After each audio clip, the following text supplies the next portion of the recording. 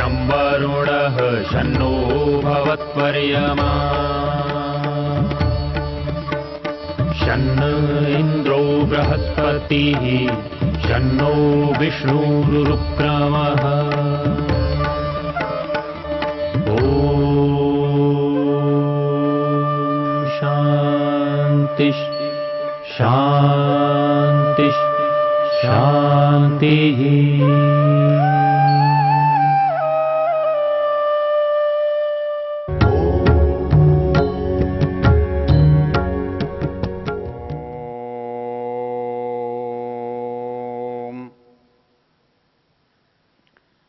हम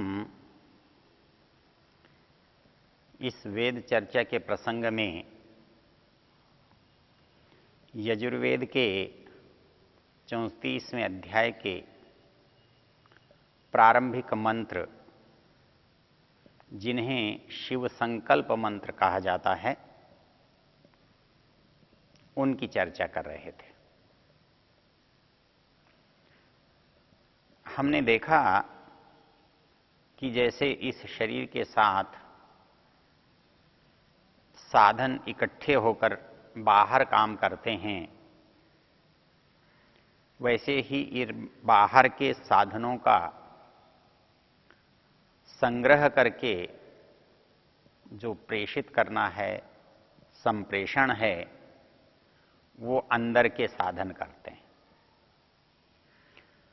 जैसे बाहर हम बहुत स्थानों से चीज एकत्रित करके एक स्थान पर लाते हैं, बहुत सारे लोगों को एक निर्देशन में, एक व्यक्ति के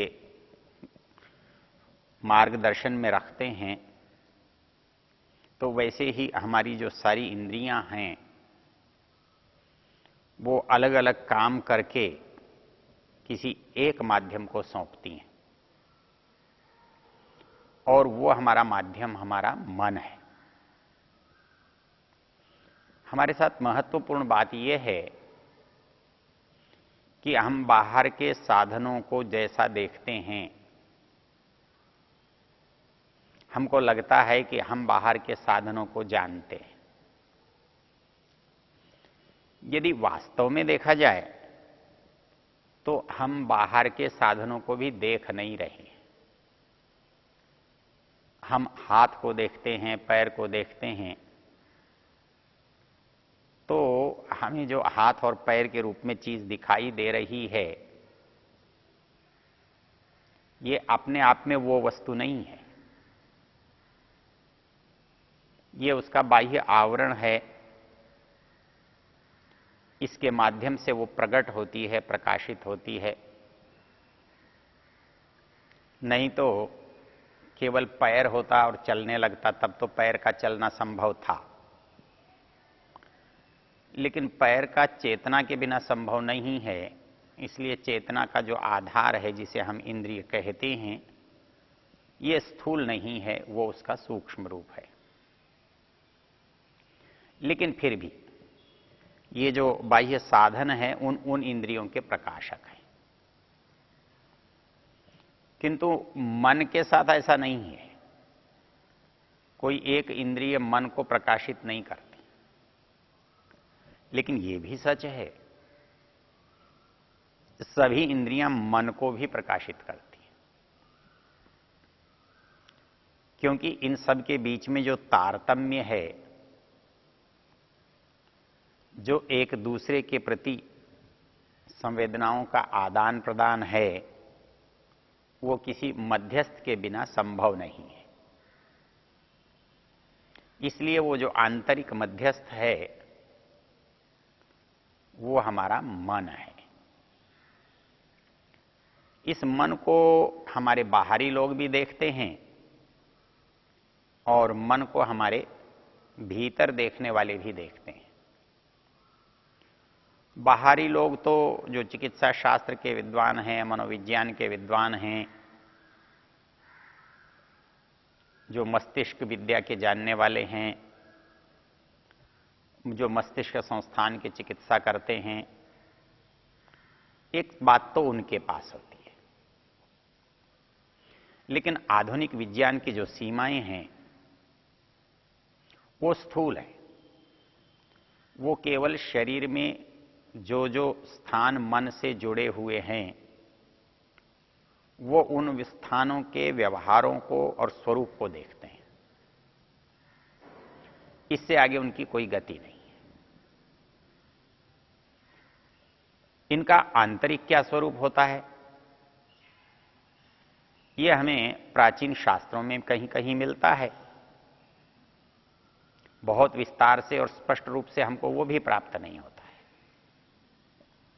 किंतु जैसा मिलता है उसको हम जोड़ कर देखते हैं, उसको इकट्ठा करके एक स्थान पर देख सकते हैं, तो जो चीज हमारी समझ में आती है वहां उसका हम अध्ययन करते हैं, वहां से हम जानते हैं। इसके संबंध में चर्चा करते हुए ऋषि दयानंद ने अपने सत्यार्थ प्रकाश के नवम समोल्लास में इसके बारे में हमें जो शास्त्रीय बातें समझाई हैं उनसे हमारे को समझने में सुविधा मिलती है। वहां पर एक प्रश्न उठाया गया है, मनुष्य की मुक्ति के साधन क्या हैं? उन्होंने कहा साधन तो बहुत हैं, बहुत कुछ पहले कह भी चुके हैं, लेकिन विशेष रूप से जिन साधनों की चर्चा होती है वो 4 साधन हैं।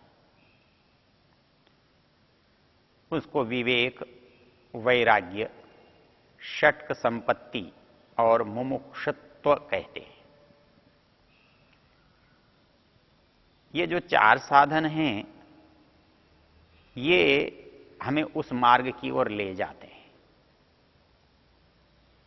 उनमें पहला है विवेक, दूसरा है वैराग्य, तीसरा है षट्क संपत्ति और चौथा है मुमुक्षुत्व। ये मुमुक्षुत्व जो है ये जो चारों साधन हैं इनमें हमारे मन का विशेष योगदान रहता है, क्योंकि जो अंतःकरण है उसके बिना इन चारों से कोई सिद्धि नहीं हो पाएगी। इन चारों को सिद्ध करना, चारों को जानना हमारे लिए असंभव है। इन चारों में जब हम विवेक की बात करते हैं तो वहां विवेक से स्थूल और सूक्ष्म को अलग अलग जानना, जड़ चेतन को अलग अलग जानना, अंदर और बाहर की चीजों को अलग अलग जानना, अर्थात जहां पर 2 चीजें मिली हुई हैं उन मिली हुई चीजों को अलग अलग देख सकना, इसको हम विवेक कहते हैं। तो सबसे पहला विवेक हमको जड़ और चेतन के बीच में करना पड़ता है। कौन सी चीज जड़ है, कौन सी चीज चेतन है। आत्मा चेतन है, शेष सब कुछ उसके पास जड़ है, किंतु कुछ जो उससे जुड़ा हुआ है उसमें हमको चेतनवत प्रतीत होती है। जो चेतनवत प्रतीति होती है उससे हमें कभी कभी लगता है कि यह भी चेतन है, इसलिए हमें विवेक की आवश्यकता पड़ती है। हमें संसार की वस्तुएं जड़ हैं, दिखाई दे रही हैं, हमें प्राणी चेतन दिखाई दे रहा है, दिखाई तो दे रहा है, लेकिन हमारे लिए जो समझने की बात है, जो दिखाई दे रहा है वो चेतन है या उसके अंदर उससे भिन्न कोई चेतन है, यहां पर विवेक की आवश्यकता पड़ती है।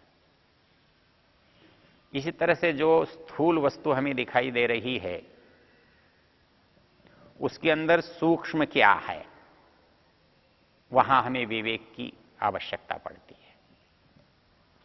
तो इसको समझाते हुए जो वहां बातें बताई गई हैं उनको देखने से हमारे मन के अध्ययन में,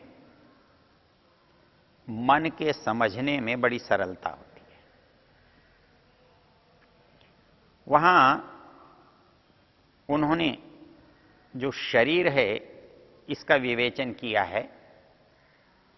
जैसा विवेचन हमारे चिकित्सा शास्त्र के लोग करते हैं, भौतिक जगत के लोग करते हैं, वो वैसा नहीं है। हमें वहां केवल स्थूल शरीर तो इस तरह दिखाई देता है, लेकिन इसके बाद की जितनी स्थितियां हैं वे सब आधुनिक विज्ञान की पकड़ से परे हैं। आधुनिक विज्ञान की पहुंच, समझ वहां तक नहीं आई है। बहुत कुछ वो अनुमान से चलते हैं, व्यवहार का निरीक्षण करके निर्णय करते हैं। वहां पर इस शरीर का विवेक करते हुए समझाया गया है, ये शरीर 5 कोशों से बना हुआ है। कोश एक स्थान जिसके अंदर कोई चीज सुरक्षित रहती है, इसलिए खजाने को भी कोश कहते हैं, थैली को भी कोश कहते हैं। जो मूल्यवान है उसको भी कोश कहते हैं। तो यहां जो शरीर का जो 1 स्तर, 2 स्तर, 3 स्तर, 4 स्तर, 5 स्तर हैं, ये स्तरों को भी कोश कहा गया है। तो ये जो सबसे स्थूल जो दिखाई पड़ रहा है शरीर का, जो ये स्तर है, इसको हम अन्नमय कोश कहते हैं।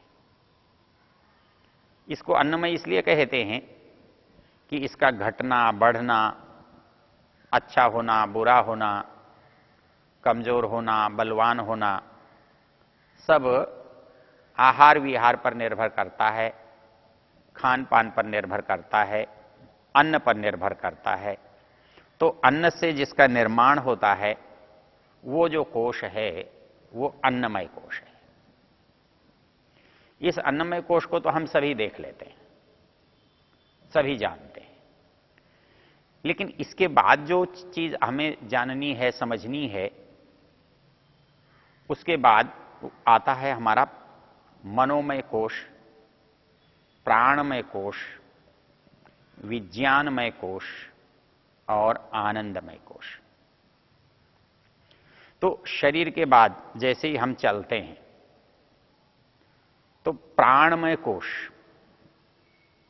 अर्थात इस शरीर में केवल शरीर है इतना तो हम देख रहे हैं, लेकिन केवल शरीर से सिद्ध नहीं होता कोई प्रयोजन। कैसे? यह शरीर यदि प्राण रहित हो जाए, जीवन रहित हो जाए, चेतना रहित हो जाए, तो यह शरीर कुछ नहीं कर सकता। तब हमें एक चीज का पता लगता है, और वो पता ये लगता है कि इस शरीर में जो सक्रियता है, चेतनता है, ऊर्जा है, उसका आधार प्राण है। और वो प्राण हमारे एड़ी से चोटी तक इस शरीर में काम करता है। हमारे प्रत्येक शरीर के कोश कोश में जो ऊर्जा का संचार हो रहा है वो प्राण के अस्तित्व के बिना नहीं होता। तो इसलिए जैसे ये स्थूल शरीर है कोश के रूप में, जिसे हम अन्नमय कोश कहते हैं, उसी तरह से इस समस्त शरीर में दूसरा जो स्तर है शरीर का, उसे हम प्राणमय कोश कहते हैं। इसकी विस्तार से कभी आवश्यकता के अनुसार चर्चा करेंगे। तो पहला स्तर है जो दिखाई देता है, शरीर जिससे बना है वो अन्नमय कोश है, अन्न से बनता है। इस शरीर का जो संचालन जिस ऊर्जा से होता है, जिस सामर्थ्य से होता है, उसको हम प्राण कहते हैं। और इस शरीर के अंदर का जो दूसरा स्तर है वो प्राणमय कोश है।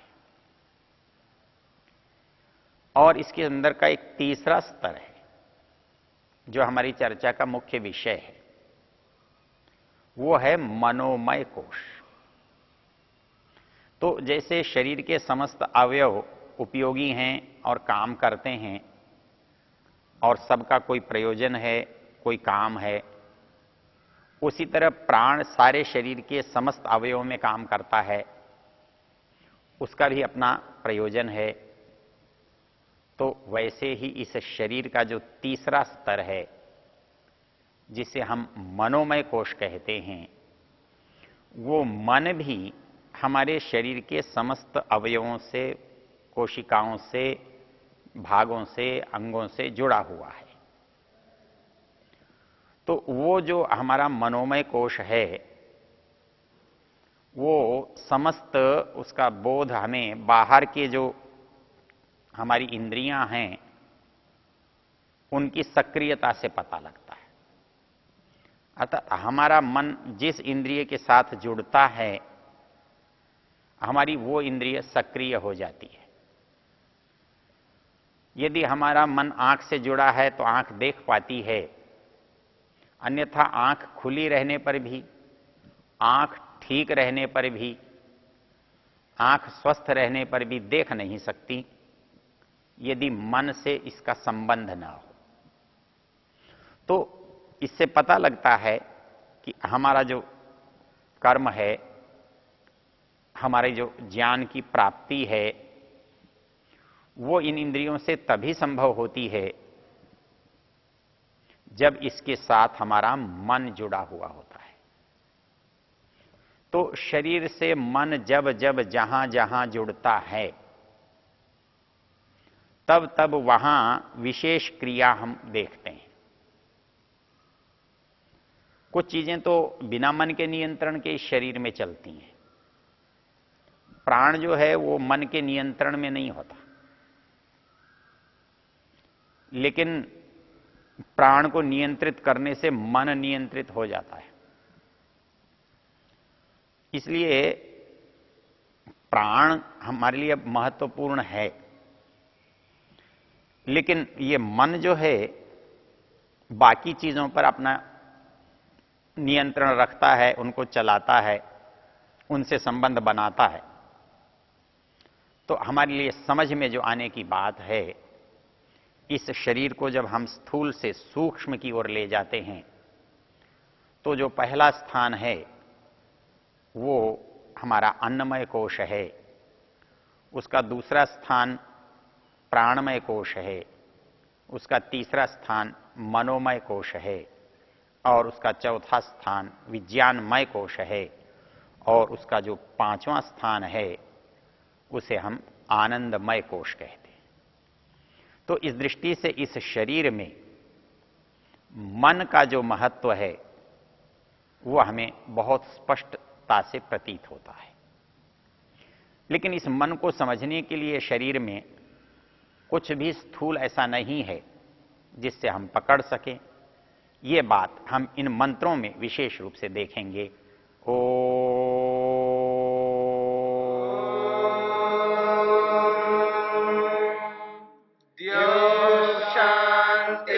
शांतिरंतरिक्षं शांतिर्पृथिवी शांतिरापः शांतिरोषधयः शांतिः वनस्पतयः शांतिर्विश्वे देवा शांतिर्ब्रह्म शांति सर्वं शांति शांतिरेव शांति क्षमा शांतिरेधि। ओम शांति शांति शांति।